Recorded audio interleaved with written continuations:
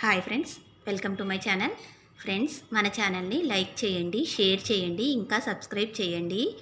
ఈరోజు మీకు అటుకులతో పాయసం ఎలా తయారు చేయాలో చేసి చూపిస్తాను ఫ్రెండ్స్. ఇది చాలా టేస్టీగా ఉంటుంది, చేయడం కూడా చాలా ఈజీ. మనం ఎప్పుడైనా దేవుడికి నైవేద్యంగా పెట్టాలనుకున్నా మనం త్వరగా అయిపోతుంది ఇది. ఓకేనా ఫ్రెండ్స్? స్టవ్ పైన ప్యాన్ పెట్టుకొని మనం 2 స్పూన్ల నెయ్యి వేసుకోవాలి. మనం వేసుకున్న తర్వాత ఆ నెయ్యిని మనం కొద్దిగా హీట్ అవ్వనివ్వాలి.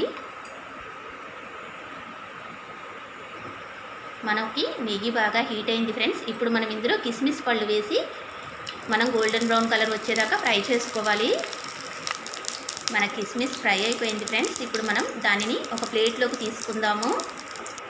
మనము ఇదే ప్యాన్లో ఇప్పుడు మనం జీడిపప్పు కూడా వేసి ఫ్రై చేసుకోవాలి. మనము జీడిపప్పుని దూరగా వేయించుకోవాలి ఫ్రెండ్స్. గోల్డెన్ బ్రౌన్ కలర్ వచ్చేదాకా ఫ్రై చేసుకోవాలి. మనకి గోల్డెన్ బ్రౌన్ కలర్ వచ్చేసింది. మనం జీడిపప్పు కూడా ఒక ప్లేట్లోకి తీసుకుందాం.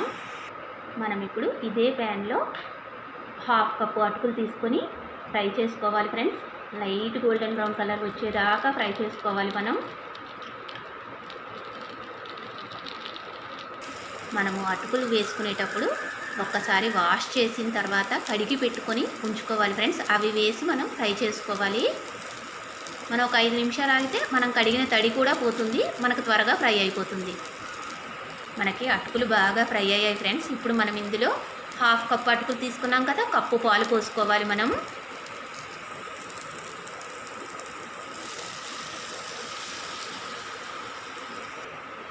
మనము ఈ పాలలో 1/2 కప్పు పంచదార కూడా వేసుకోవాలి ఫ్రెండ్స్.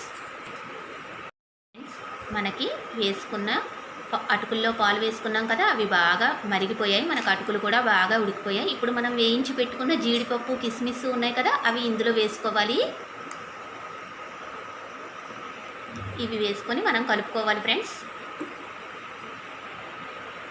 మన పాయసం బాగా దగ్గరికి వచ్చేసింది. మనం స్టవ్ ఆఫ్ చేసేద్దాం ఫ్రెండ్స్. స్టవ్ ఆఫ్ చేసి మనం సర్వింగ్ డిష్లోకి తీసుకుందాం. ఓకేనా? చూశారు కదండి, మనం తయారు చేసుకున్న అటుకుల పాయసం ఎంత బాగా వచ్చిందో. టేస్ట్ కూడా చాలా బాగుంటుంది ఫ్రెండ్స్. నచ్చితే మీరు కూడా తప్పకుండా ట్రై చేయండి. ఓకేనా? Bye bye.